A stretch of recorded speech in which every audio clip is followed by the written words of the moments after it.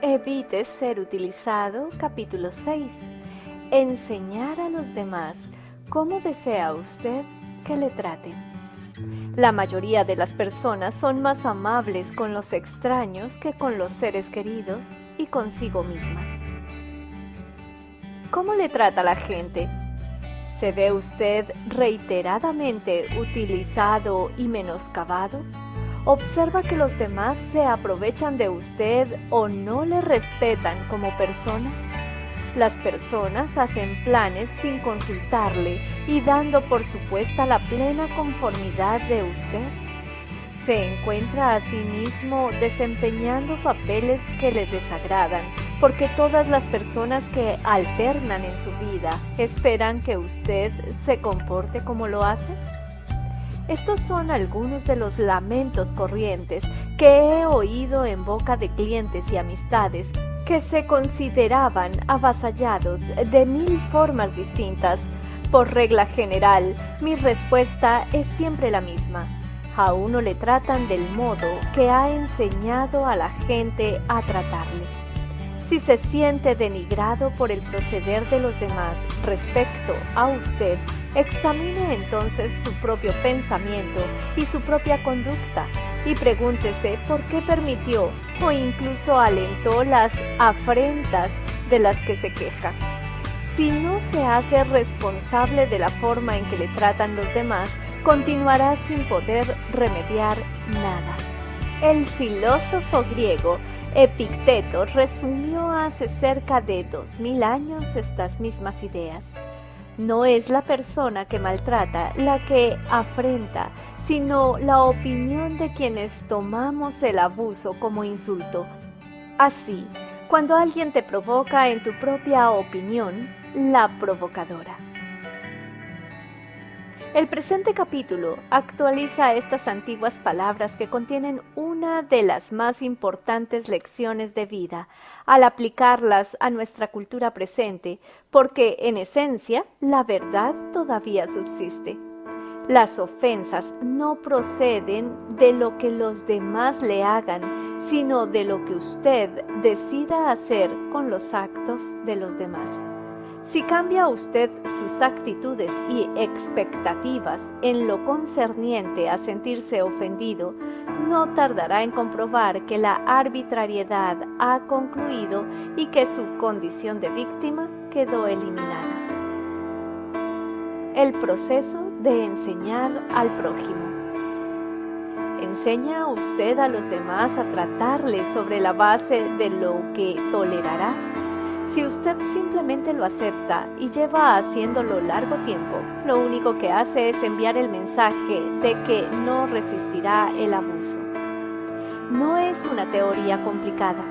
Si usted remite el mensaje de que sencillamente no va a tolerar que le maltraten y lo respalda con una conducta eficaz, sus ofensores no recibirán la retribución que pretenden alcanzar, que consiste en verle a usted inmovilizado de modo que puedan manipularle.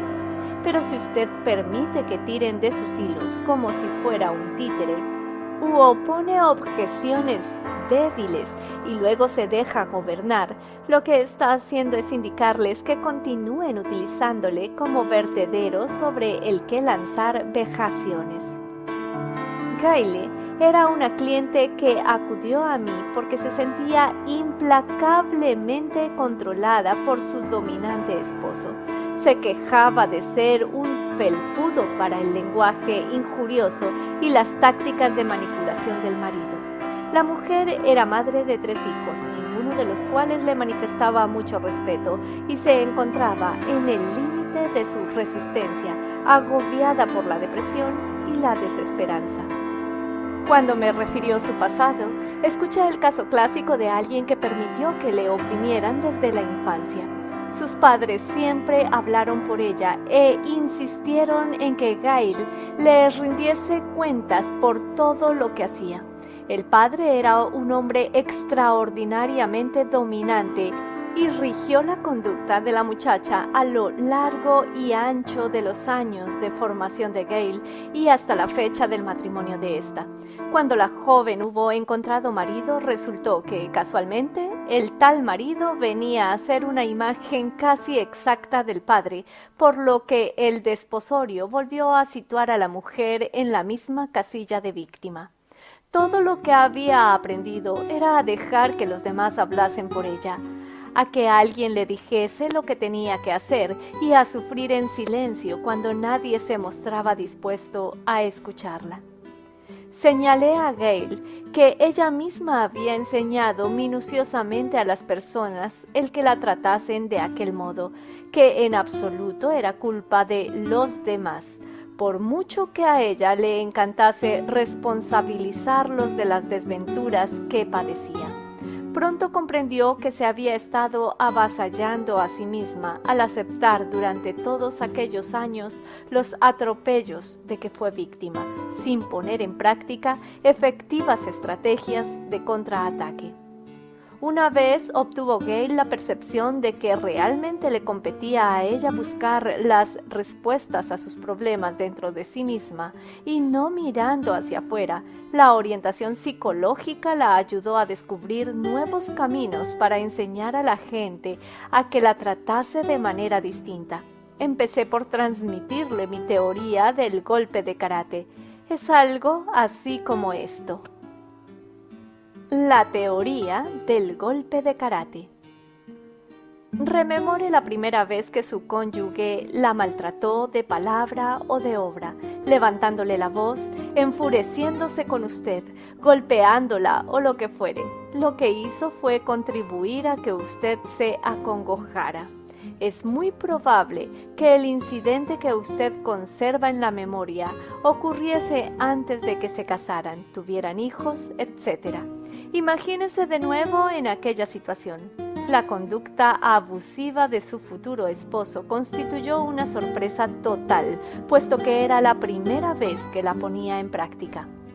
Suponga que en vez de sentirse desconcertada, sorprendida, temerosa o lacrimógena, le hubiese enseñado la mano a su pareja y tras decirle que era un arma de marca registrada, le hubiera proporcionado un violento golpe de karate, seguido de «No estoy dispuesta a aceptarte esa clase de humillaciones.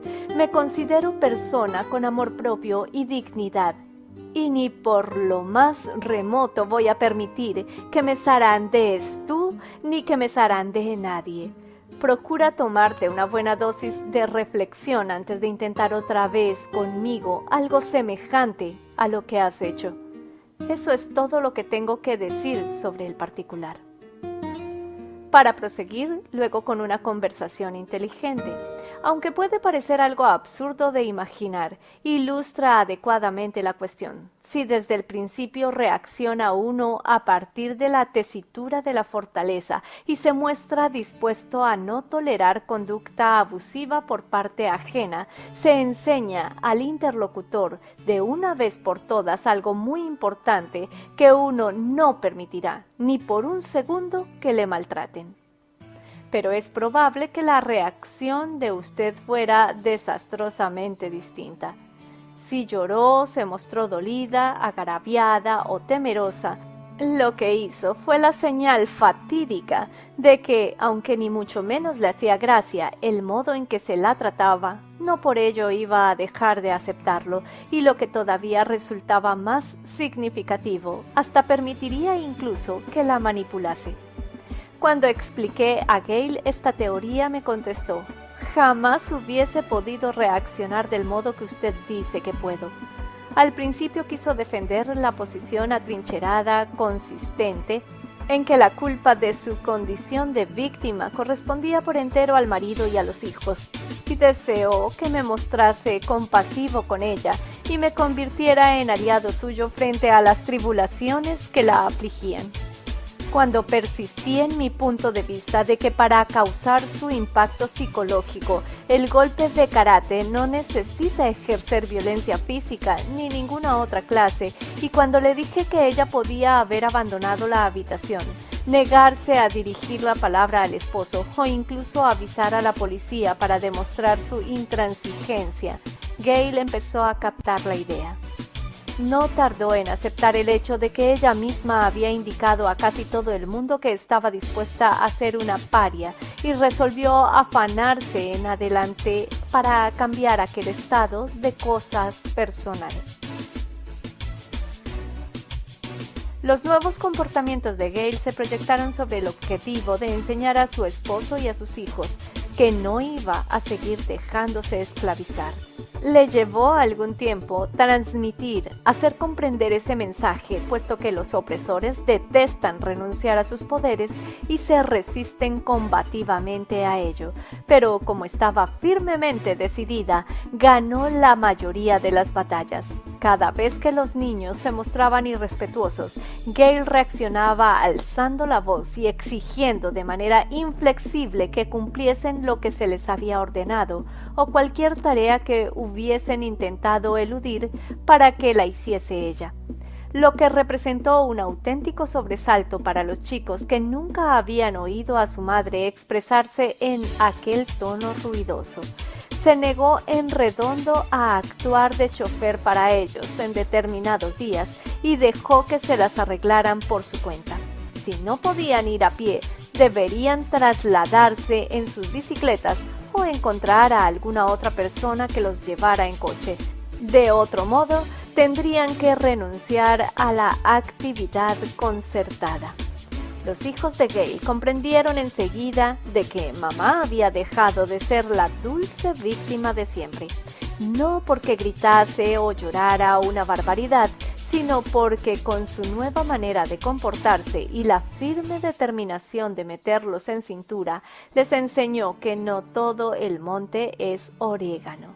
Y de nada les valía a los chiquillos esforzarse en hacerla sentir culpable.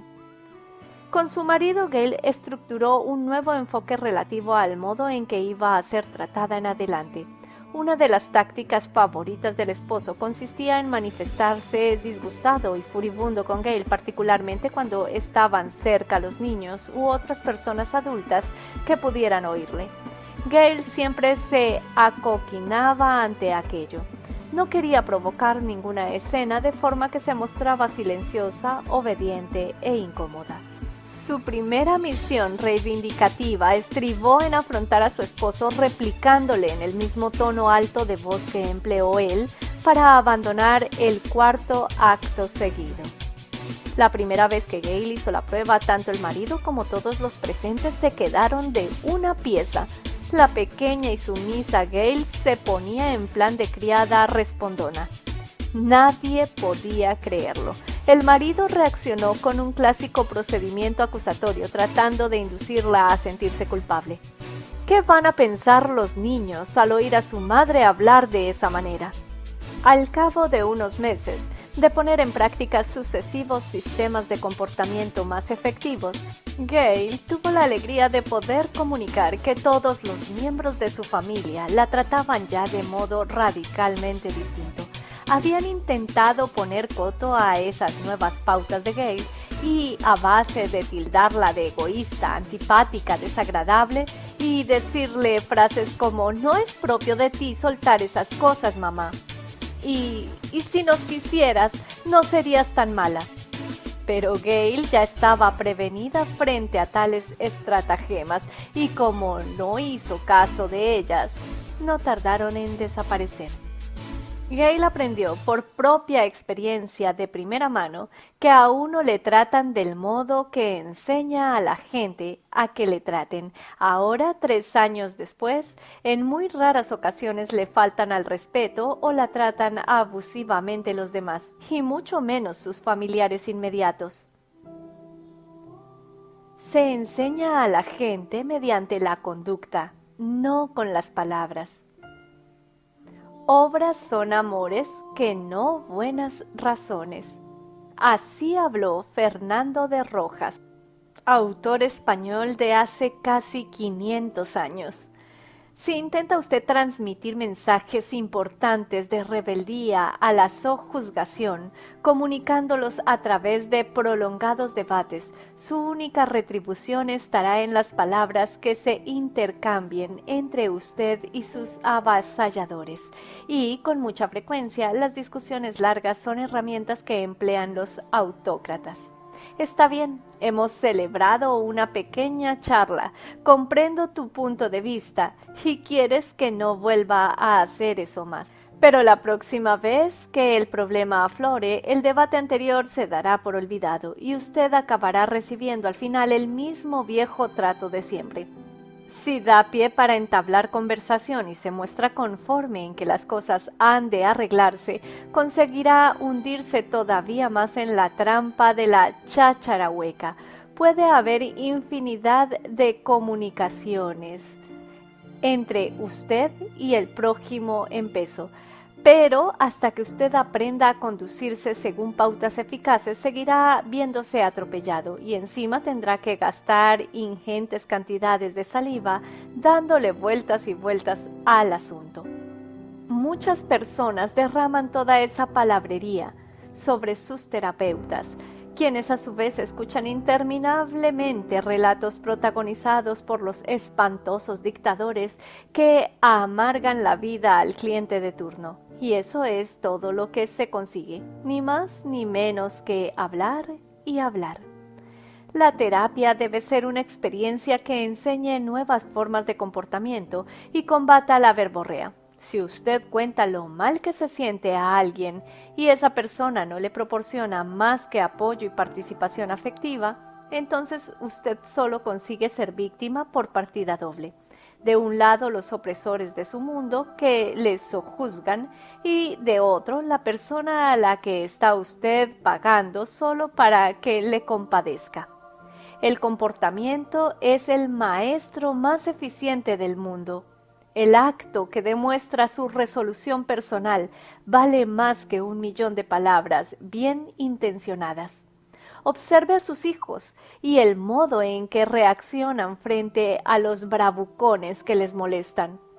Un mata-siete infantil intimidará a 9 de cada 10 chavales más pequeños, y esas víctimas rogarán, llorarán, chillarán o irán a quejarse ante un adulto, pero la intimidación continúa. Y entonces sale el chiquillo número 10 e incluso, aunque es más pequeño que el matón, se deja de pamplinas y aplica a este el correctivo oportuno.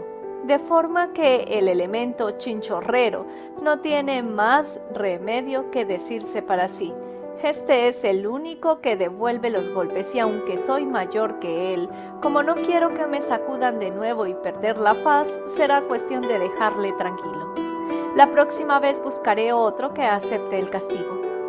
El comportamiento es el único modo de enseñar a los demás a que se abstengan de fastidiarle a uno. Al dar un paso al frente, aceptar el riesgo y pasar a mayores, aunque a veces se pueda recibir un varapalo, uno transmite el mensaje de que no está dispuesto a que le joroben y desde luego el agresor no va a irse de rositas. Olvídese de promesas y buenas palabras cuando se encuentre ante alguien proclive a abusar de usted de alguna manera. Carlyle lo expresó así: si usted no quiere que un hombre haga determinada cosa, el mejor sistema consiste en inducirle a que hable de ella, porque cuanto más hablan los hombres, más probabilidades hay de que no hagan nada. Cada vez que se apreste a explicar a alguien cómo desea que se le trate, pregúntese previamente si su explicación va a servir de algo. Malgasta sus energías dirigiendo la palabra a un vendedor al que realmente le tiene sin cuidado lo que usted dice. Discursea a sus hijos, a los cuales la arenga les entra por un oído y les sale por otro. Le escucha a su cónyuge como quien oye llover para luego seguir haciendo una y otra vez las cosas a las que usted pone reparos. He aquí 3 ejemplos de otras tantas situaciones en las que las palabras resultan inútiles. Aunque a través de la aplicación creativa de nuevas formas de conducta, la gente puede empezar a recibir el trato que desea. Primero, padres e hijos. Corinne tiene 3 hijos por los que se siente sojuzgada durante una barbaridad de tiempo. Prácticamente se pasa la vida hablándoles y haciéndoles reflexiones, pero los chicos no parecen asimilar nada. De vacaciones, Corinne y su familia están en la playa. El marido disfruta por su cuenta, pero la madre ha enseñado a las criaturas que ella es el árbitro de todas las disputas infantiles, por lo que oye: Billy me está tirando arena, mamá. Deja de hacer eso inmediatamente, Billy. 3 minutos después: Billy me está salpicando, mamá. Ordénale que no me salpique más. Díselo a tu padre. Ya se lo he dicho. Me ha contestado que eso no va con él, que recurra a ti. Diálogos como estos pueden repetirse indefinidamente. Cada uno de los chiquillos apela a Corinne y consigue su atención. Corinne reacciona exactamente como ha indicado a los niños que iba a reaccionar, reprendiendo o quejándose, pero sin ir más allá. En el supermercado, el más pequeño de los hijos pide un chicle de la máquina. Corinne dice que no. El chaval coge una rabieta que se prolonga hasta que Corinne ya no puede aguantar más y cede. El mensaje: si quieres algo, no me hagas maldito caso. Coge un berrinche y al final te saldrás con la tuya. Corinne se pasa la vida perorando a los críos, pero estos no oyen lo que dice, porque las palabras están desconectadas de la realidad. Corinne puede enseñar a sus hijos mediante la conducta en vez de las palabras, o puede emplear las palabras y subrayarlas por la acción. Cuando los chicos acudan a ella para que actúe de juez, Corinne puede sencillamente esfumarse. Sí, quiero decir que desaparezca, que se vaya y deje que los mozalbetes zanjen sus disputas por sí mismos. Puede encerrarse en el cuarto de baño, puede salir a dar un corto paseo, si los niños no son demasiado pequeños para quedarse solos en casa, etc. O puede limitarse a decir: esta vez van a solventar solitos el problema, y hacer caso omiso de sus quejas o protestas. Puede dejar que el Benjamín siga en la tienda con su berrinche hasta que se canse, demostrándole que mamá no va a dejarse manipular por temor a encontrarse violenta. Cuando se les deja solos, los niños son sensacionales a la hora de resolver sus propias cuestiones y raramente solicitan la intervención de árbitros, si saben que no se les va a prestar interés o van a conseguir alguna ventaja en la resolución de la disputa planteada.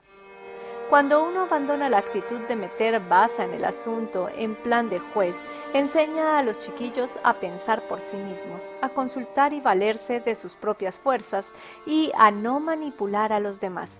La mayor parte de los actos infantiles que originan las quejas de Corinne son consecuencia de que la mujer empleará exclusivamente palabras y no hechos al comunicarse con sus hijos. Segundo, diferencias conyugales. Las relaciones sexuales de George con su esposa son algo fatal.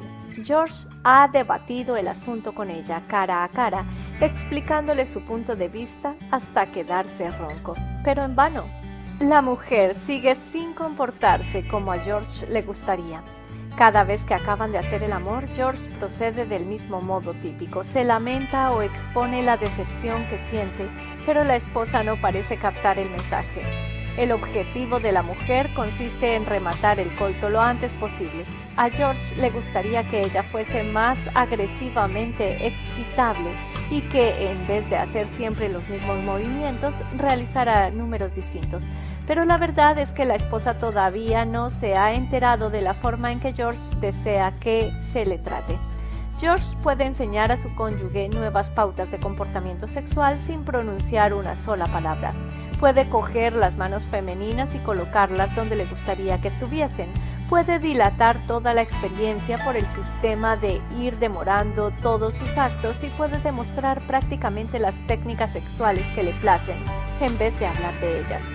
Si a usted no le gusta el modo en que lo tratan en la cama, puede resultar estupendo extenderse en consideraciones verbales acerca de su insatisfacción, pero esas expresiones de disentimiento probablemente le causarán más problemas que los que le resolverán. Es mucho mejor ir directamente en busca de lo que desea. Si su cópula resulta siempre excesivamente rápida, retárdela mediante un comportamiento demostrativo de que el acto sexual puede resultar más grato para ambos miembros de la pareja si se tarda más en su ejecución. Si usted no alcanza el orgasmo, esfuércese en contribuir a que su cónyuge se entere de lo que usted desea, recurriendo a un canal inteligente de conducta en vez de emplear la charla explicativa. Esto no es una censura de la comunicación oral entre parejas, sino una ojeada a la manera de lograr que le traten a uno como desea ser tratado, después de que las palabras no hayan conseguido transmitir eficazmente el mensaje. Tercero, la esposa magullada. Las esposas maltratadas de obra constituyen casos demasiado corrientes en nuestra cultura, como puede atestiguar cualquier terapeuta que haya dedicado bastante tiempo a la terapia de familia.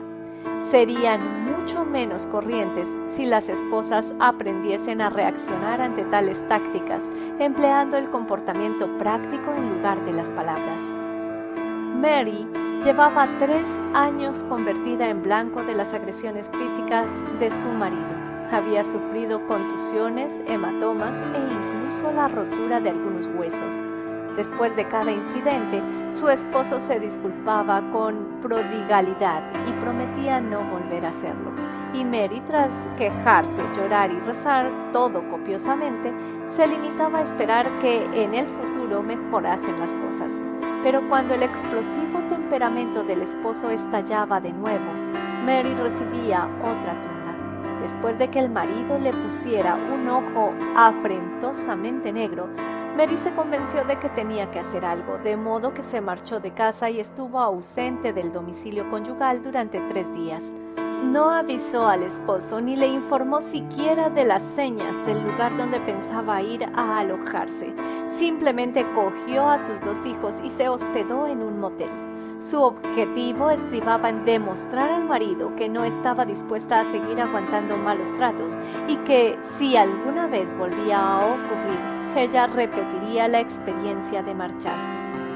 Durante los 3 días que Mary y los niños estuvieron fuera, el esposo anduvo frenético.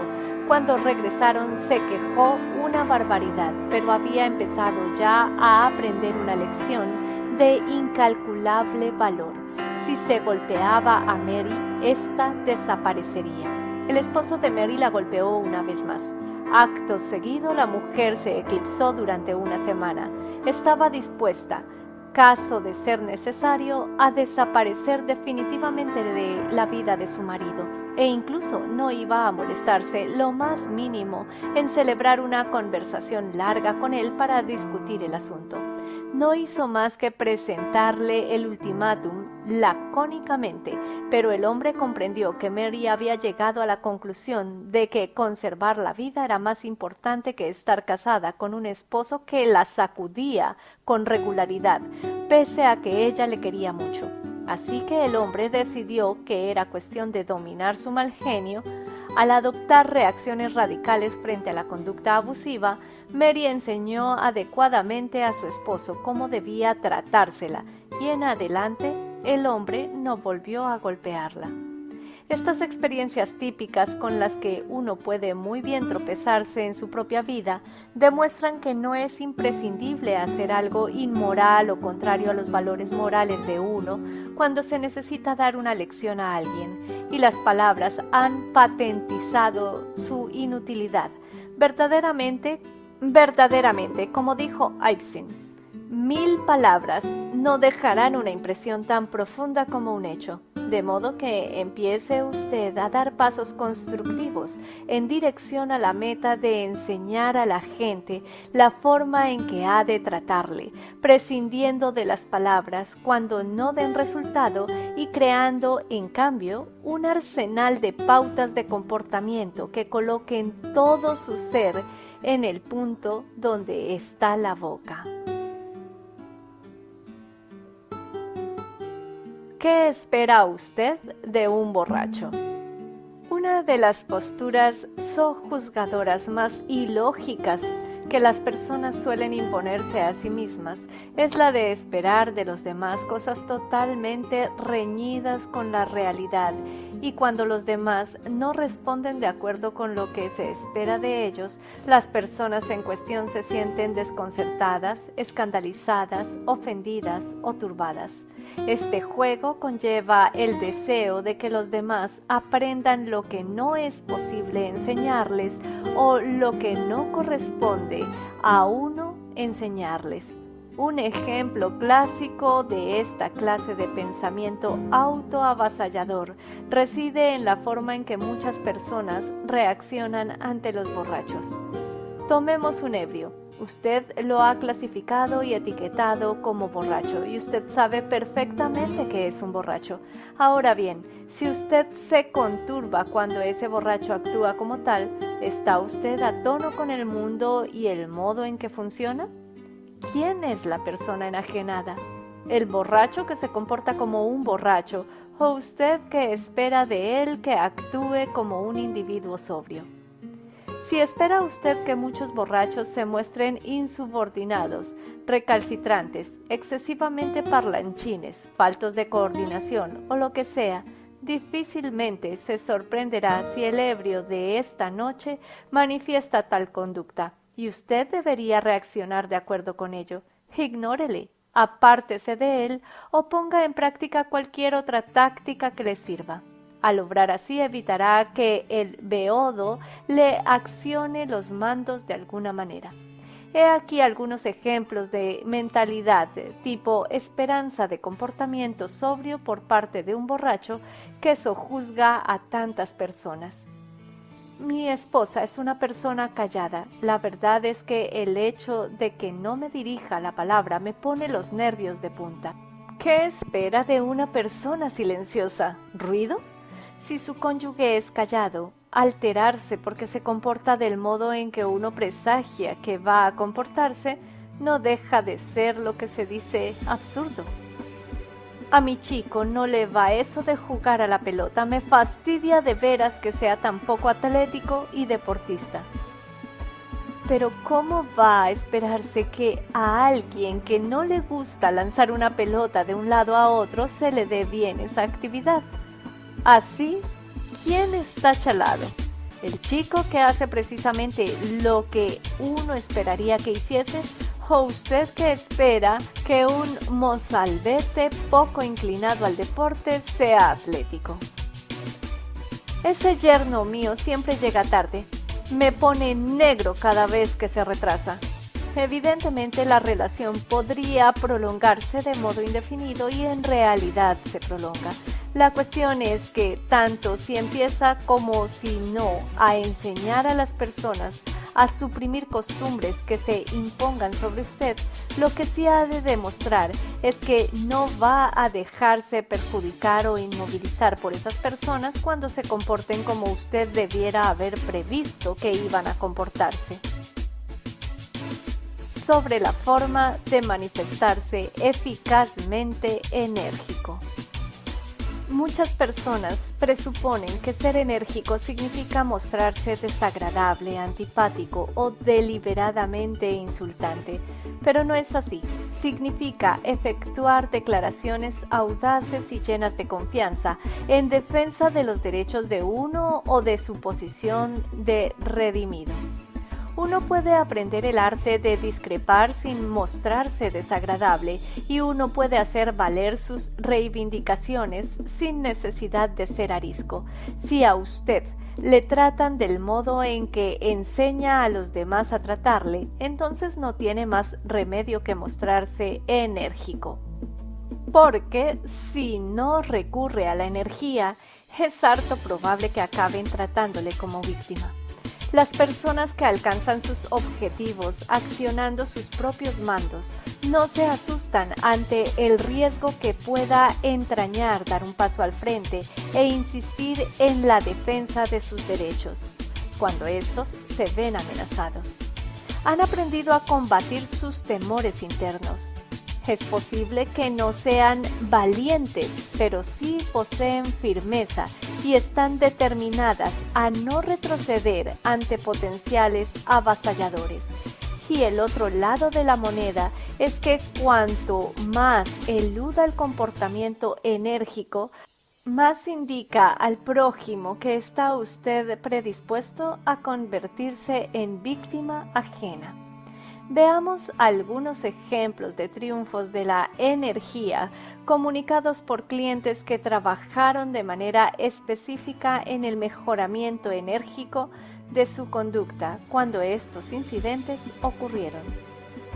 Lois ha llevado consigo al banco a su hijito de 5 años. De súbito el niño tiene la imperiosa necesidad de ir al lavabo. Lois se acerca al cajero y le ruega: ¿podría utilizar los servicios, por favor? Mi hijo tiene una urgencia. El cajero responde: lo lamento, señora, los aseos son exclusivamente para los empleados. ¿Qué puede hacer Lois? ¿Dejar que el niño se orine en los pantalones? ¿Salir corriendo en busca del retrete de alguna estación de servicio? ¿O inclinarse por alguna otra de las diversas alternativas vejatorias para Lois y para el chiquillo? No, la verdad, Lois se va a la derecha al director del establecimiento bancario y manifiesta con firmeza: mi hijo tiene una necesidad perentoria y quisiera utilizar su lavabo, ahora mismo. El cajero me ha dicho que eso no puede ser y si usted hace igual, cancelaré mi cuenta y no volveré a trabajar con este banco. A Lois se le permite automáticamente pasar a los servicios y se le presentan excusas por la insensibilidad del cajero. Conclusión: a uno le tratan como enseña a las personas a que lo traten. Muéstrese enérgico y no le convertirán en víctima. Charlie entra en una tienda y le pide al dependiente que le cambie $0.25 porque se ha quedado sin monedas para el contador del aparcamiento. El dependiente responde en tono irascible: ¿se ha creído usted que esto es un banco? Entrar aquí en busca de cambio. Este negocio está montado para ganar dinero, no para proporcionar calderilla a la gente. Charlie se hace cargo de la situación instantáneamente y afronta al empleado. Salta a la vista que algo le quemaba la sangre y el hecho de que haya venido a pedirle cambio le ha puesto en ebullición. Le agradecería que aunque no le compre nada, hiciese usted una excepción y me cambiara la moneda, y espero que mejore su día. A Charlie le deja agradablemente sorprendida la reacción del dependiente. No solo le cambia la moneda, sino que incluso le pide disculpas. Lamento de veras haberle hablado en el tono que lo hice. Es que hoy llevo una jornada negra. No lo tome como algo personal. De haberse callado, Charlie habría salido del establecimiento con el ánimo afligido y sin el cambio que deseaba. Un simple acto de entereza dio la vuelta a todo el asunto. Y cuando me refirió la escena durante una de las sesiones de orientación psicológica, su recién hallada aptitud le producía una especie de éxtasis. El marido de Patty llevó a casa un cachorrillo e informó a la mujer que ambos iban a tener ahora 2 perros, pero el hombre esperaba que Patty se encargase de todo lo referente al animalito: limpiarlo, cuidarlo, arreglar sus papeles, albergarlo en la cocina, etc. A través de su comportamiento pretérito, Patty había indicado a su esposo que aceptaría realizar tan desagradables tareas cada vez que él se las impusiese. La solución de la mujer consistió en decir al esposo que tener otro perro en casa le parecía bien, pero que se trataba de una decisión adoptada por él, y en consecuencia la responsabilidad del perro le correspondía a él, al marido. Entonces se negó a cambiar los papeles del cachorro, a dejarlo entrar en la cocina y a pasearlo. Al cabo de 2 días, el marido de Patty devolvió el animal a la tienda y, merced a la conducta enérgica de la mujer, aprendió el modo en que debía tratarla. Murray había decidido abandonar la bebida. Síntomas de inminente alcoholismo le señalaron el camino de las sesiones de orientación psicológica y el hombre estaba determinado a manejar sus propios mandos, pero sus amigos no le ayudaban gran cosa, como indica este diálogo desarrollado en una sala de fiestas nocturna. «Toma una cerveza, Murray». «No quiero beber». «Vamos, no seas aguafiestas, toma un trago». «No, gracias». Al camarero. «Sírvele una cerveza». «No, gracias». Al camarero otra vez. «Sírvele una cerveza a mi amigo Murray». «Solo una. Venga, Murray, toma un trago. Ya la tienes servida». «Puedes pagar todo lo que quieras, pero yo no voy a beberlo». Al negarse a tomar la bebida que le resultaba contraproducente, Murray utilizó su nueva entereza para demostrar a sus amigos cómo tenían que tratarle, pese a que ellos emplearon diversas maniobras en sus intentos de someterle. Adele siempre había preparado una cena de acción de gracias para la reunión con toda su familia sin recibir nunca ayuda de nadie. En ninguna de las ocasiones pudo disfrutar de la fiesta, pero de una manera o de otra se las arregló siempre para que resultara un gran acontecimiento.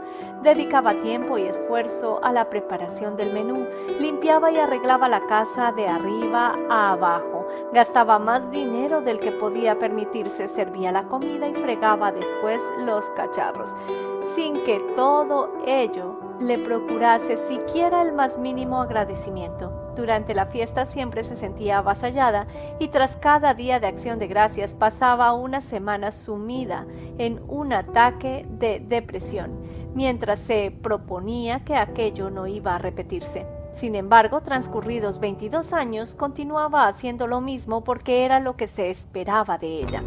Hasta que un año, Adele remitió a todos los miembros del clan, el 10 de octubre, una carta en la que les comunicaba una nueva tradición. La comida de acción de gracias tendría lugar en un precioso restaurante del centro de la ciudad. Cada familia se encargaría de formalizar sus correspondientes reservas. Después podrían asistir a un concierto. A todo el mundo le pareció una idea estupenda. Durante los últimos 3 años, Adele se ha ahorrado los abatimientos del Día de Acción de Gracias y ahora disfruta de una fiesta que en otro tiempo constituyó una auténtica espina en su vida. La conducta enérgica representó un éxito, no solo para Adele, sino para todos los relacionados con el asunto. Irene y Harold se encontraron de pronto convertidos en víctimas de un conocido que los adoptó, a ellos y su domicilio como punto de refugio. Sam se presentaba sin previo aviso y dedicaba horas y horas a hablarles de su fracasado matrimonio y de otras sórdidas historias que Irene y Harold tenían que escuchar. Al principio Irene y Harold, que no deseaban herir los sentimientos de Sam, se abstuvieron de exponer lo que realmente pensaban. Supusieron que era mejor ser insinceros y dejarse sojuzgar por un amigo que ofender a un invitado, provocar una escena, etc. Pero al cabo de 2 meses, Irene ya no pudo soportarlo más y acabó por decirle a Sam que no quería seguir escuchando los tristes pormenores de su existencia, como tampoco deseaba que invadiera su hogar cada vez que él, Sam, experimentase la apremiante necesidad de disponer de un auditorio. A partir de entonces Sam no abusó más de la amistad de Irene y Harold y empezó a llamar antes de visitarles para preguntar si podían recibirle, y sus visitas por otra parte se hicieron menos frecuentes. La postura enérgica de Irene indicó a Sam el modo en que ella deseaba ser tratada. de igual manera que la conducta tímida anterior había enseñado al amigo que no existía inconveniente en que coaccionase a Irene y a su esposo. Tony siempre se había manifestado débil y sumiso en sus tratos con los vendedores. A menudo compraba cosas que no deseaba solo porque no se atrevía a correr el riesgo de herir los sentimientos de los dependientes. Un día, cuando había emprendido ya la tarea de vigorizar su carácter, Tony entró en una tienda a comprarse unos zapatos. Le mostraron un par que le gustaba y dijo al vendedor que se quedaba con ellos, pero cuando el vendedor los metía en la caja, Tony observó un pequeño rasguño en uno de los zapatos. Dominó rápidamente su primer impulso de olvidarlo y dijo al empleado: por favor, tráigame otro par.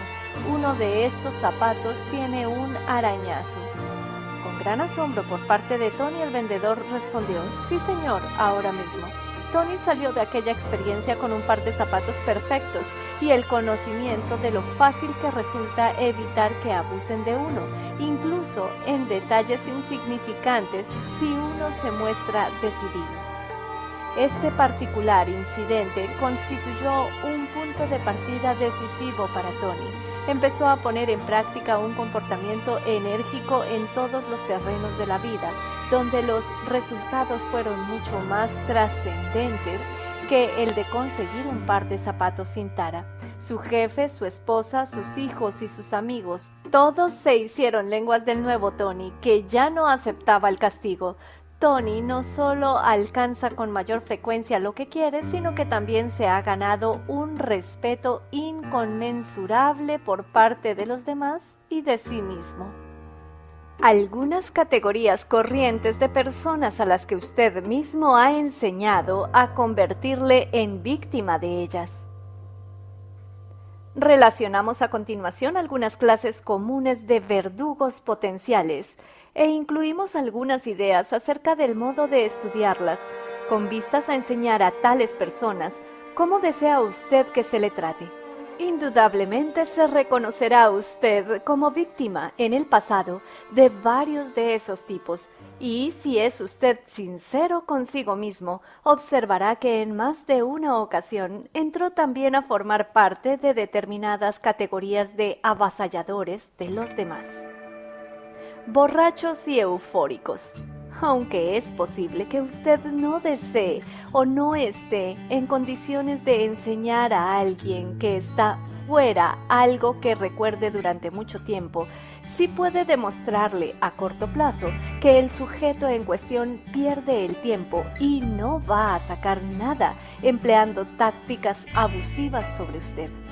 Los borrachos y eufóricos que no paran de hablar, babear o tropezar con usted irán a dar traspiés a otros sitios si ven que no se les hace caso.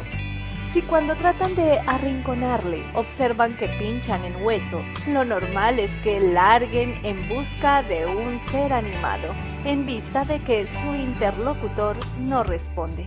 Y si ellos no lo hacen, usted sí. Pelmazos. Si usted permanece quietecito escuchando cortésmente a un individuo plomo, asistiendo con la cabeza, pero rechinando los dientes de aburrimiento y fastidio ante el monólogo egoísta e imperturbable, lo que indica con su actitud es que el pesado de turno ha de hacer precisamente lo que a usted le molesta. Pero, por regla general, los pelmazos se percatan a cierto nivel de que la capacidad de aguante del oyente se está agotando y con frecuencia aplican el freno si uno da muestras de que conoce el medio de romper el cerco a que está sometido. Tal vez mediante algún comentario expresado bonachonamente pero con firmeza. Por ejemplo, ¿no te has percatado de que llevas ya un cuarto de hora hablando sin reparar en lo que dices? ¿Que me importa un bledo? Es mejor aflojar que perder del todo un oído.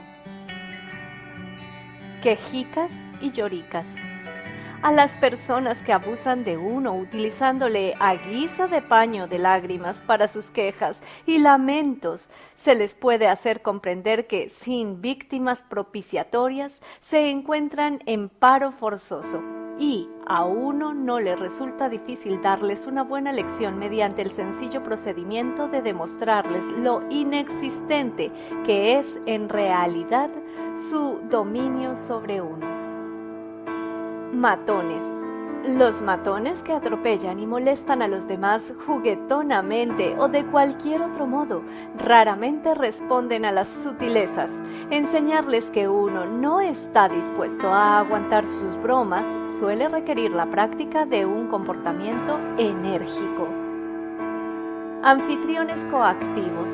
Las personas de las que es usted invitado pueden ponerle las cosas muy difíciles a la hora de escabullirse para no participar en juegos que no le gustan, comer alimentos que no le apetecen o realizar cierto número de cosas que normalmente se le piden a un invitado cortés. Pero las oportunas tácticas discretamente efectivas pueden indicar a los anfitriones que la cortesía ha de ejercerse en ambos sentidos. Polemista. Para evitar discusiones que no proporcionan satisfacción alguna, uno tiene que negarse en redondo a intervenir en el juego, sea el que sea, desde el principio. Las personas aficionadas a la controversia aprovechan las inclinaciones de sus víctimas para inducirlas primero a entablar conversaciones sobre el tema y atraparlas después en el vituperio. Con los polemistas, el kit consiste en mantenerse emocionalmente distanciado al objeto de estar en situación de poner en funciones las estrategias citadas antes. Fanfarrones y cuentistas. No devuelva las fanfarronadas si no quiere verse enzarzado en una competición para determinar quién suelta el rollo más largo y que menos interesa a los demás. Si se abstiene de participar en ese juego, puede enseñar a los otros lo que necesitan aprender con solo demostrarles que los considera simples pelmazos. Mentores.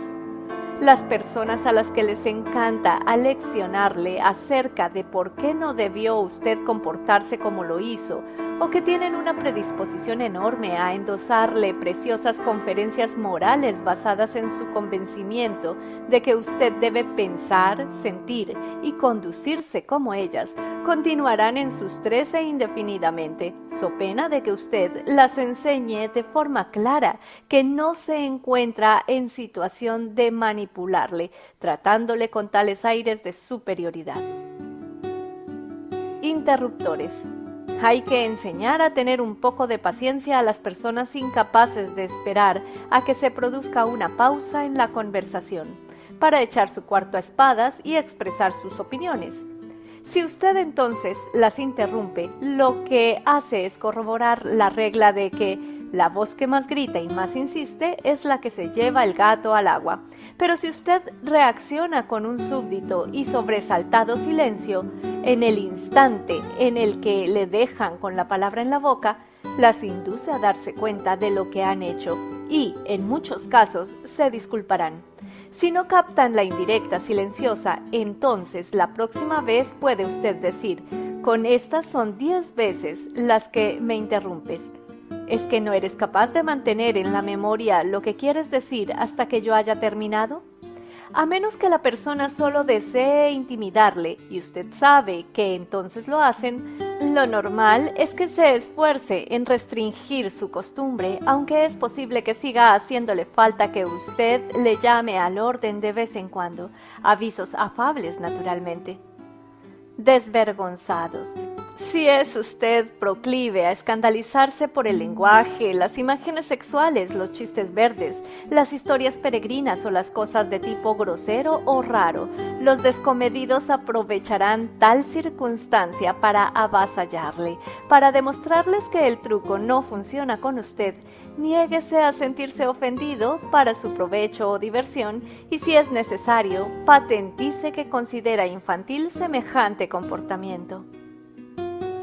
Embaucadores y camelistas. La frialdad indiferente suele ser el único instrumento eficaz para indicar a los individuos que en absoluto tienen interés alguno por usted, aunque simulen tenerlo, salvo en lo que se refiere a lo que pueden sacarle. Resentidos.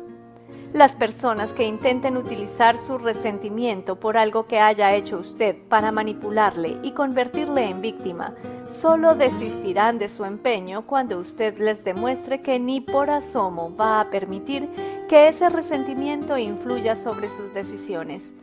Pruebe a comunicárselo así y, caso de que no resulte, recurra a las estrategias dispuestas para tratar con las personas que no le comprenderán. Informadores y denunciantes. Solo pueden extorsionarle si usted cree que la opinión de los demás acerca de lo que ha hecho es más importante que la suya propia o si alberga miedos paralizadores en cuanto a ¿qué pasaría si? Muchas veces un encogimiento de hombros o un lacónico ¿y qué? Indicarán al informador que usted no se siente intimidado. Recuerde que frente a tales sujetos, las amenazas pueden resultar útiles, pero lo cierto es que la denuncia casi siempre es inútil. Porfiadores obstinados. Las personas firmes y perseverantes en sus tentativas para que usted haga las cosas del modo que ellas quieren, raramente abandonarán su empeño dejándose convencer por razones o palabras. El único sistema para combatir sus alegatos, súplicas, halagos o exigencias consiste en hacer oídos sordos y negarse en redondo a moverse de esa postura. Traficantes de culpabilidad. Los que pretendan venderle culpabilidad al precio que ellos mismos estipulan, que suelen ser la manipulación de usted, aprenderán a no tratar de colocarle su mercancía en cuanto perciban unos cuantos resonantes timbarazos de la caja registradora, indicando que no hay operación. Si quiere usted pruebe a explicarles por qué considera inadmisible el negocio que le ofrecen, pero no espere que solo con la palabra va a conseguir que suspendan la oferta. Personas de humor variable. Si el que alguien se deje dominar de pronto por el temor o por algún talante contrario, puede arrastrarle a usted hacia esa disposición de ánimo negativa, su independencia, por no decir su felicidad, puede verse socavada, en cuyo caso existen no pocas posibilidades de que se convierta usted en víctima. Persista en el humor que prefiera, explique a su interlocutor que la desdicha que le aqueja no necesita la compañía de usted y viceversa. Pregúntele si cree que dos personas revolcándose en la tristeza es mejor que una sola, pero al final, naturalmente, ignore los arrebatos de melancolía ajenos. Avariciosos. La avaricia muy bien puede ser sojuzgador original del mundo. Si alguien próximo a usted es avaricioso y usted coloca sus propios principios e independencia por debajo de la lealtad a ese alguien, puede verse completamente perdido, tanto en lo que se refiere a su tiempo, su dinero, su libertad, etc. Es perfectamente posible querer a las personas y no dejarse seducir por su codicia ilegal o inmoral. De hecho, si usted sigue adelante tranquilamente y la acepta, no está haciendo un buen trabajo en cuanto a afecto. La avaricia es desear más de lo que a uno le corresponde de algo a expensas de otra persona, y los que arrebatan no son nunca seres felices. La codicia en las personas que usted no conoce o que no le importan es algo que debe suponer de antemano y en consecuencia tener dispuestas cuando trate con esas personas las estrategias de anti-avasallamiento que las enseñarán a dejarle a usted tranquilo. Pero la avaricia en alguien que a usted sí le importa ha de rechazarse con todo principio y toda táctica adecuada de comportamiento de que el redimido disponga. Los 17 tipos de avasalladores comunes que se reseñan en este apartado tirarán de los hilos de usted, so pena de que los aleccione para que no lo hagan. A decir verdad, sobre las reacciones de uno mismo y los hábitos de ellos, siempre se tiene mucho más control del que se pueda creer. Varios tipos característicos de víctimas elegidas como objetivo. Nadie está exento de los esfuerzos que para sojuzgarle realizan otras personas, rico o pobre, blanco o negro, joven o viejo. Cada uno de nosotros tiene sus propias batallas peculiares que librar.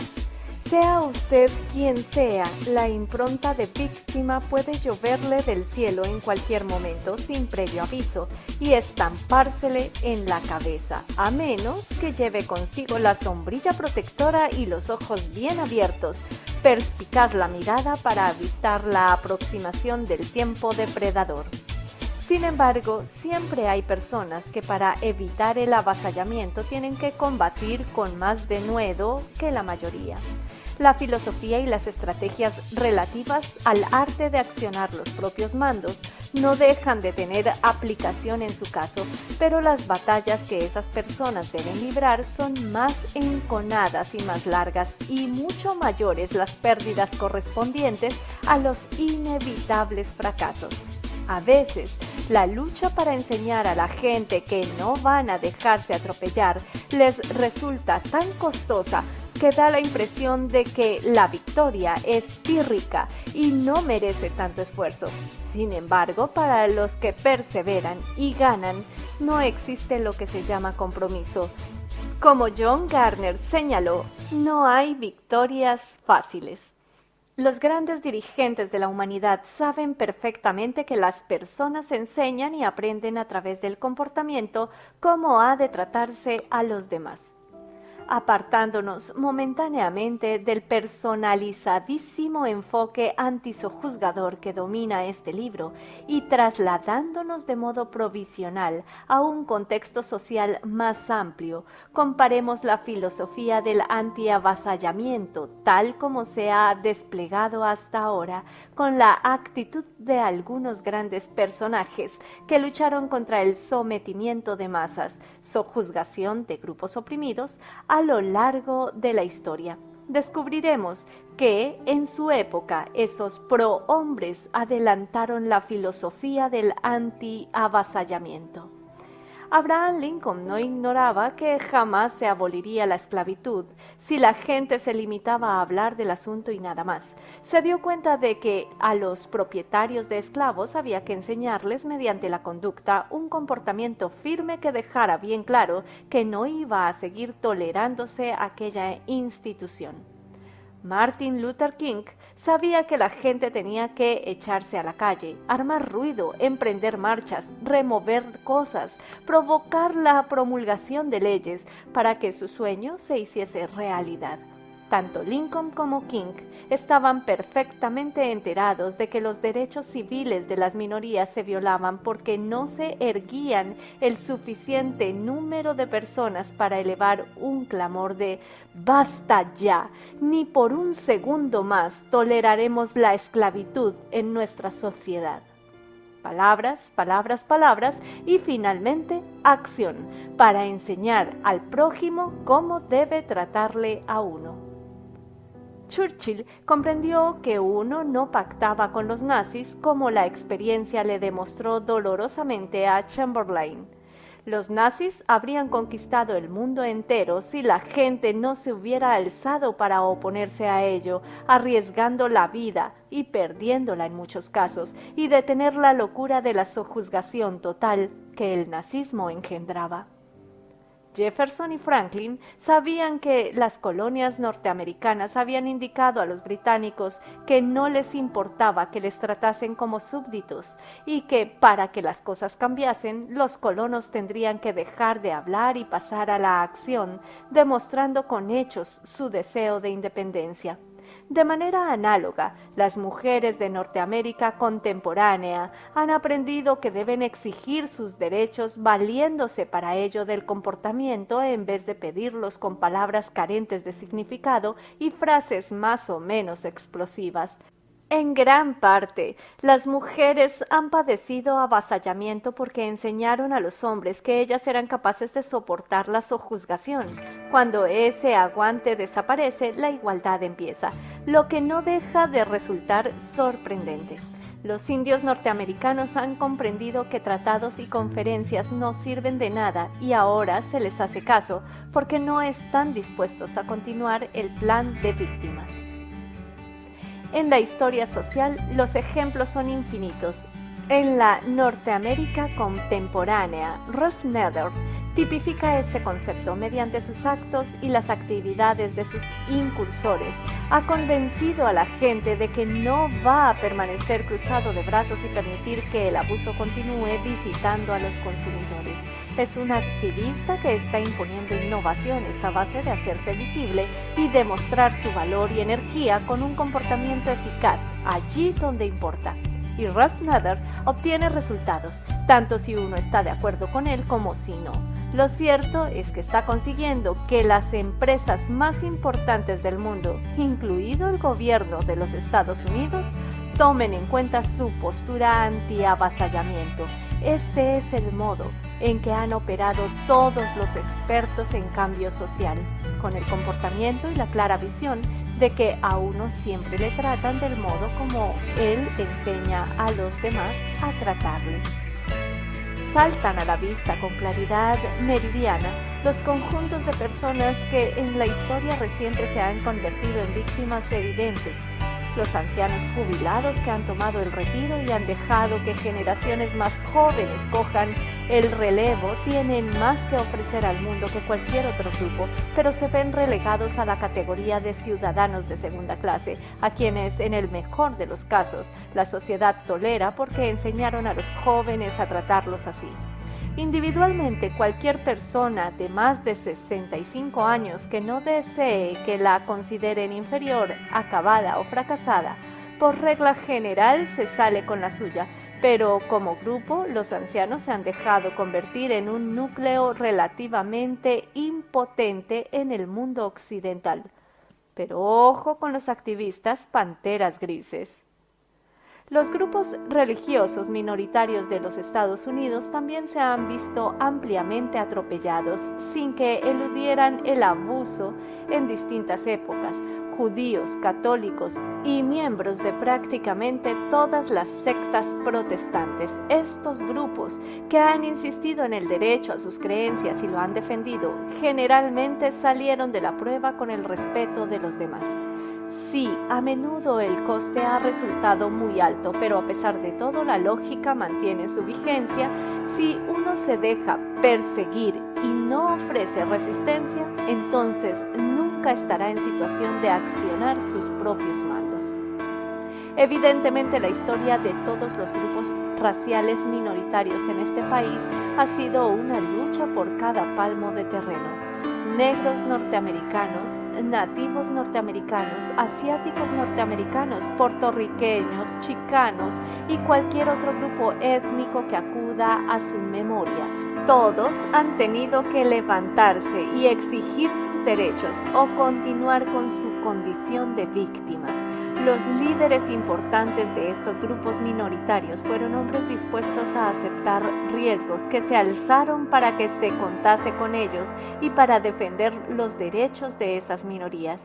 Aunque desde luego la discriminación racial continúa hoy, el remedio verdaderamente no residirá en las palabras, sino en una acción que enseñe a los opresores el modo en que debe tratarse a los grupos minoritarios. Muchos estudiantes de universidades, colegios mayores e institutos de enseñanza media han aprendido penosamente a comprender que el camino para tener voz y voto en sus asuntos no pasa por los gobiernos títere estudiantiles que la administración les brinda, sino que estriba en exigir que se escuche su opinión en lo relativo a las cuestiones de fondo. En todas esas luchas planteadas por los grupos sojuzgados, lo que está en juego es la independencia, el derecho de las personas a empuñar sus propias riendas. En la Declaración de Independencia, Thomas Jefferson habló del derecho que asistía a toda una nación, la cual soportaba el peso de un gobierno opresor para alterarlo o abolirlo e instituir un nuevo gobierno. Las analogías con el avasallamiento individual resultan dolorosamente obvias cuando hablamos de alterar las condiciones sociales, al objeto de evitar que determinados grupos humanos se vean oprimidos por otros grupos que ocupan situaciones de poder. Uno puede aplicar a su propia vida las lecciones de liberación efectiva de grupos. Quien quiera que intente obligarle a usted a marchar en una dirección que no ha elegido por su propia voluntad, no es menos irresponsable o no está menos descarriado que un propietario de esclavos o un dictador. Uno ha de disponer de su independencia para ser uno mismo y solo puede conseguirlo enseñando a los demás dónde se encuentran los límites de lo que uno está dispuesto a aguantar. Sistemas para indicar al prójimo cómo desea usted que se le trate. He aquí algunas posturas y normas de comportamiento de las que puede usted valerse cuando quiera indicar a otras personas formas de tratarle a usted, nuevas y libres de elementos sojuzgadores. Elimine de sus horizontes la posibilidad de que le avasallen. Acepte el hecho de que tiene usted un historial de ente maltratado, no principalmente porque los demás se hayan aprovechado de usted, sino porque los enseñó a obrar así. La actitud de la que usted es responsable en lo que se refiere a buena parte del trato que recibe de los demás, transforma lo que usted espera sufrir de ellos en lo que espera de sí mismo. Virtualmente todos los cambios humanos tienen su punto de partida en la actitud. Adopte para sí un código ético de redimido que puede poner en práctica a través de modos discretamente eficaces y unas normas acerca de cosas en las que usted se niega a comprometerse. Por ejemplo, primero, no permitiré que ningún ebrio se aproveche de mí. No hablaré durante más de 5 minutos con una persona bebida, ni subiré nunca a un automóvil conducido por un borracho para que me lleve a casa. Segundo, me negaré a dar explicaciones a alguien cuyo interés por escuchar lo que yo pueda decir brille evidentemente por su ausencia. En el momento en que me dé cuenta de que dirijo la palabra a una pared, interrumpiré mi intento. Tercero, no seré plato de segunda mesa. Estas reglas de conducta tienen gran importancia, pero a menos que sus resoluciones contengan cambios prácticos de los que tenga que informar taxativamente, como verbigracia, que usted se niega a llevar en el coche al campo de golf todos los domingos a su esposo y a sus amigos de modo que lo mejor que pueden hacer es buscarse otro medio de transporte. No es necesario discutirlas nunca con los demás y normalmente no debe hacerlo. Puede originar debates inútiles y acabar con la sensación de que está haciendo algo. Practique al máximo la reacción con la conducta en vez de con las palabras. Reaccione drásticamente ante los intentos de abusos. Pruebe formas nuevas de comportamiento que desconcierten a los sojuzgadores. Si alguien pretende intimidarle a base de tacos, pague en la misma moneda y demuestre que es capaz de ponerse a la altura de las circunstancias y manifestarse enérgico. Retírese de las situaciones en que se le agreda de palabra. Si lo considera necesario, siempre puede volver a casa en taxi. Desde el principio de su nuevo proceso pedagógico, actúe con firmeza de comportamiento, de modo que el mensaje de que usted no va a aceptar más opresión se transmita de manera clara y sonora. Si en su casa alguien elude las responsabilidades que le corresponden y la tendencia de usted es quejarse, pero realizar ese trabajo personalmente, recuerde que ha enseñado a la persona en cuestión a comportarse así. La próxima vez, enséñele algo distinto. Si su hijo tiene que bajar la basura y no lo hace, ordéneselo enseguida. Si ignora el mandato, láncele un ultimátum. Si no hace caso del ultimátum, vacíe tranquilamente el cubo de la basura encima de su cama.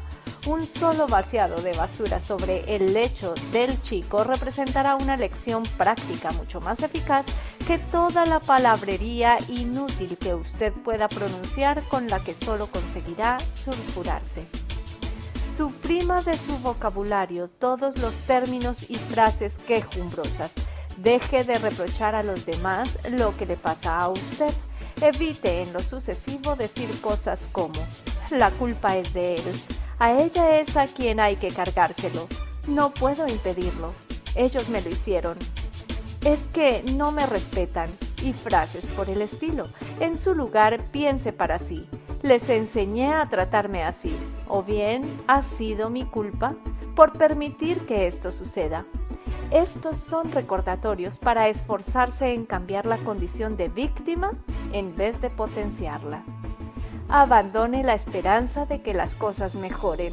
Si espera que la gente deje de atropellarle, acabará esperando eternamente. Transfórmese ahora en maestro efectivo y no permanezca cruzado de brazos contando con que el paso del tiempo le proporcionará mejor trato. Prométase correr riesgos activos en sus relaciones con dictadores potenciales. Haga acopio del valor suficiente para devolver una vez el golpe propinado por el matón y eche una buena mirada a los resultados. Replique a la persona altiva y despótica. Levante la voz cuando en las discusiones en grupo se vea en peligro de coacción.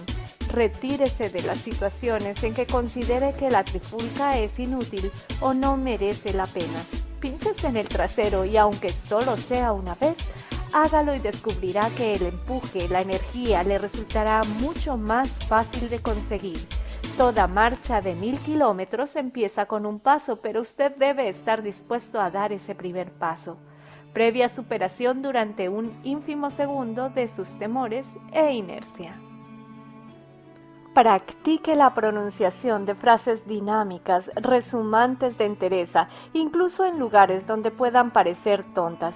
Considere estos ejercicios como ensayos con vistas a los grandes acontecimientos.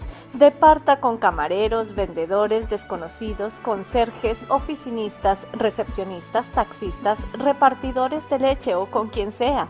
Dígales lo que le gustaría obtener de ellos y ya verá si ese ejercicio de usted no le proporciona el respeto y el buen servicio por parte de esas personas. Cuanto más ensayo, mejor preparado se encontrará usted cuando se presenten ocasiones importantes. Deseche las frases que permiten o invitan a los demás a sojuzgarle. Declaraciones como: no soy precisamente un gran personaje. A decir verdad, no soy tan listo como todo eso. Los números no se me dan bien.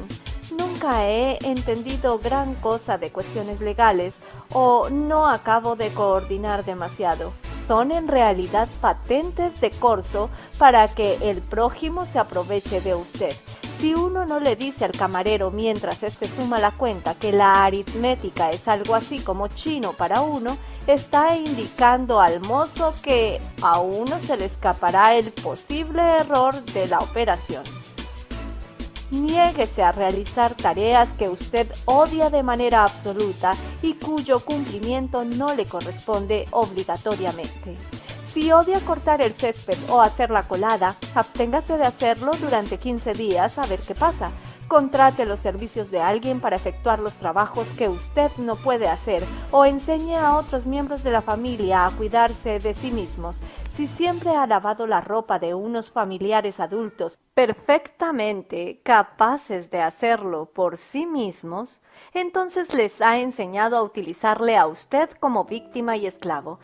La única vía de escape para salir de la trampa consiste en dejar de hacerlo, y cuando quieran prendas interiores limpias, que se las laven ellos mismos. No solo les hará un favor al enseñarles a independizarse un poco, sino que al mismo tiempo se liberará usted de la pejiguera de estar siempre atendiendo a los demás. Esto puede aplicarse igualmente a cosas como ir a buscar el café en la oficina, encargarse de las actas en las reuniones, etc. Por regla general, uno lleva a cabo las tareas bajas solo porque ha indicado a los demás que las realizará sin quejas ni protestas. No se deje seducir por los esfuerzos iniciales de los avasalladores para rechazar lo que usted trate de enseñarles. Las reacciones pueden ser extremas en cualquier sentido.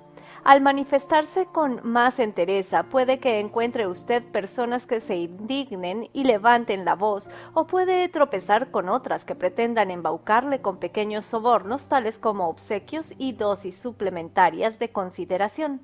Considere todas las reacciones iniciales simples pruebas y de tiempo al tiempo para determinar la persistencia de las mismas. Sea firme en su resolución. Al margen de las reacciones que en muchos casos estará usted en situación de predecir. Antes de que transcurra mucho tiempo, los demás se habrán percatado de que la postura de usted va en serio y le tratarán como les enseña a tratarle, o sea, con respeto.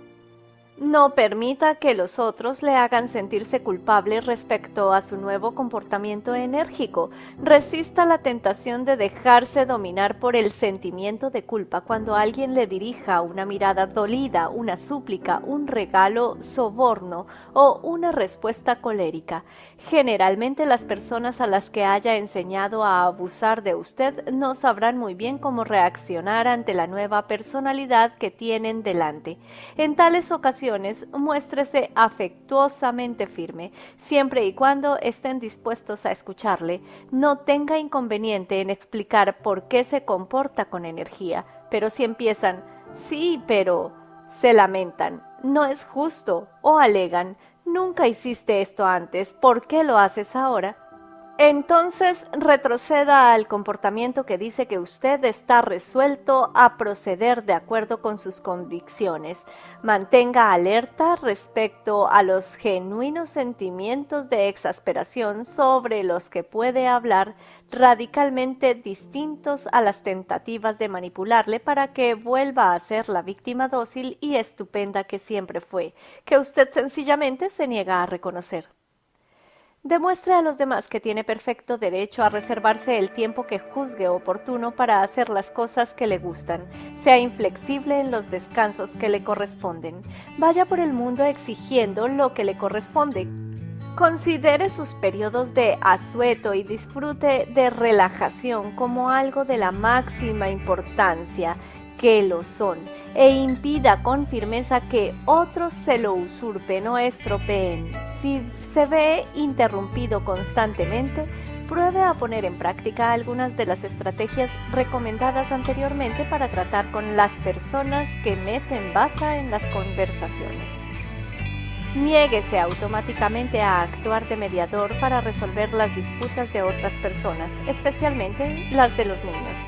Enseñe a la gente que usted vale demasiado para actuar de árbitro o para tomar partido en las querellas ajenas, a menos que quiera hacerlo y pueda a todas luces hacer algo bueno. Registre por escrito el modo en que otros le sojuzgan con sus palabras. Si es usted una madre acosada, tome nota del número de veces que oye al día.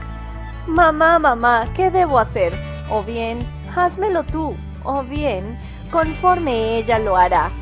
Cuando compruebe la frecuencia con que los demás emplean el lenguaje para confirmarle a usted como víctima, estará mejor pertrechada para combatirle con una nueva conducta, y un diario o registro le ayudará a comprobar esa frecuencia.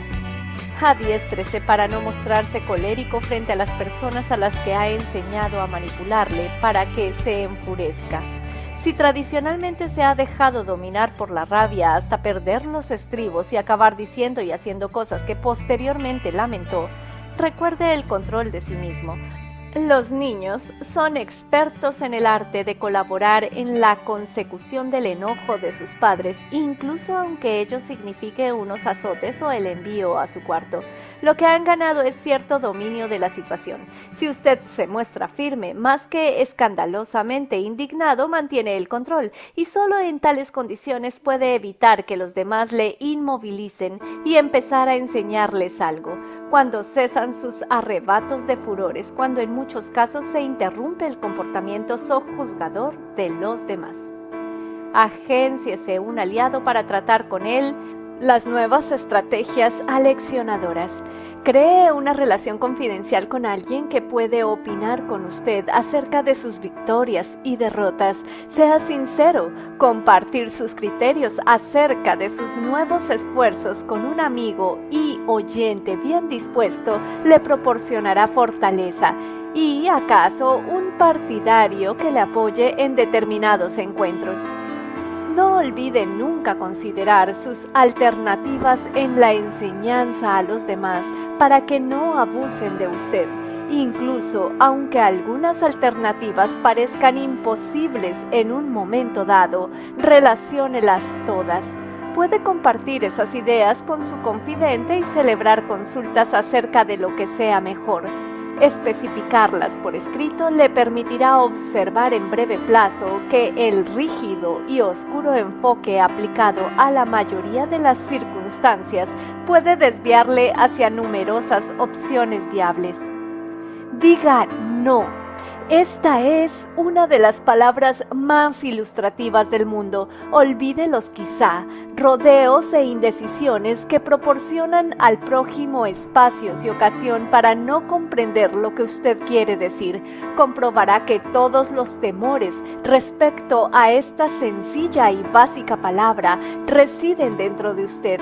La gente respeta un firme no mucho más que un prolongado andarse por las ramas para disimular los verdaderos sentimientos de uno, y también le respetará más si usted emplea el término cada vez que le resulte necesario.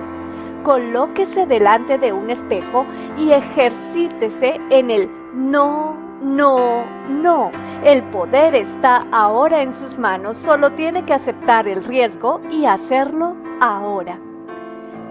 Cuando encuentre quejicas, interruptores, polemistas, fanfarrones, charlatanes, embaucadores, pelmazos o sojuzgadores análogos, puede usted señalarles su conducta calmosamente mediante indicaciones como: acabas de interrumpirme. Eso ya lo dijiste antes. Se lamenta de cosas que nunca cambiarán. Pierdes una barbaridad de tiempo fanfarroneando.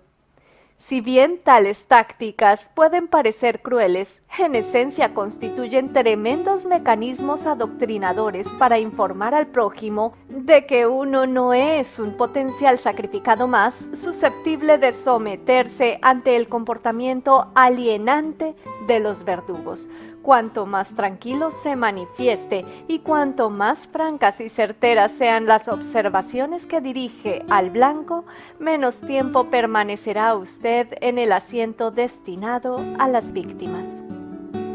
En resumen, a usted le tratan del modo en que ha enseñado a los demás a tratarle. Si adopta este precepto como norma directriz de su vida, avanzará siempre por el camino que permite ser dueño de los propios mandos. Aunque enseñar a algunas personas es más difícil que enseñar a otras, no hay que ceder en cuanto a la idea básica, porque pensar de otro modo equivale a poner el control de uno mismo en manos de todos aquellos que de mil amores se apoderarían de las riendas de uno si se mostrara dispuesto a soltarlas.